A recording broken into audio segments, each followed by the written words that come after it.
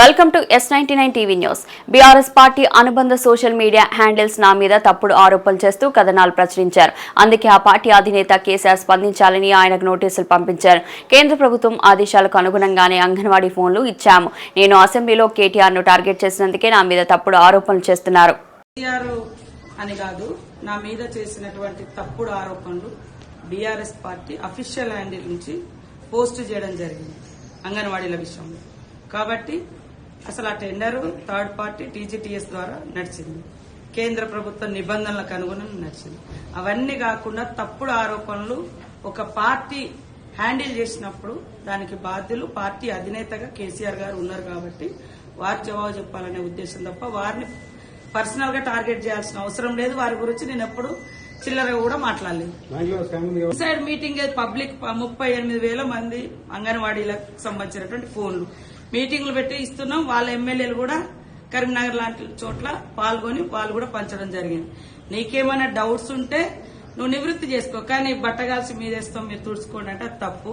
అందుకనే నేను చిత్తశుద్దితో అందులో వాస్తవం లేదు కాబట్టి, వాళ్ళు చేసిన ఆరోపణలో వాస్తవం లేదు కాబట్టి ఇవ్వడం జరిగింది. గతంలో కూడా ఇలాగే నా మీద తప్పుడు ఆరోపణలు చేస్తే గతంలో కూడా బీఆర్ఎస్ పార్టీ సెల్ కు అంటే ఆ పార్టీకి అధినేతగా కేసీఆర్ గారు ఉన్నారు కాబట్టి వారికే ఆనాడు నోటీస్ ఇవ్వడం జరిగింది. ఈ రోజు కూడా ఇవ్వడం జరిగింది. అంటే ఒక తప్పును 10 సార్లు చెప్పడం మూలంగా నిజమైతుంది అనుకుంటున్నారు.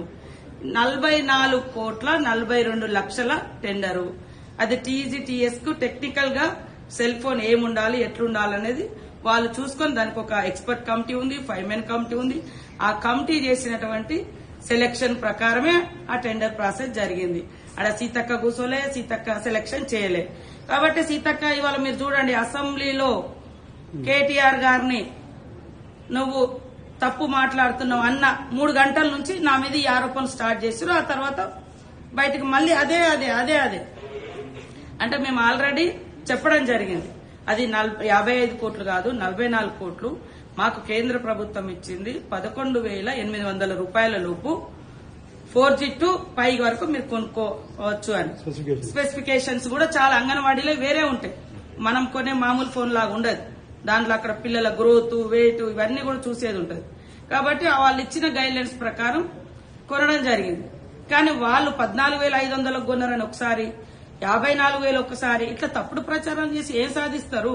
అందుకని కేసీఆర్ గారు స్పందించాలని నేను కేసీఆర్ గారికి, అది కూడా బీఆర్ఎస్ పార్టీ నుంచి అఫీషియల్ హ్యాండ్. వ్యక్తులు చాలా మంది మురుగుతున్నారు తప్పుడు ప్రచారం.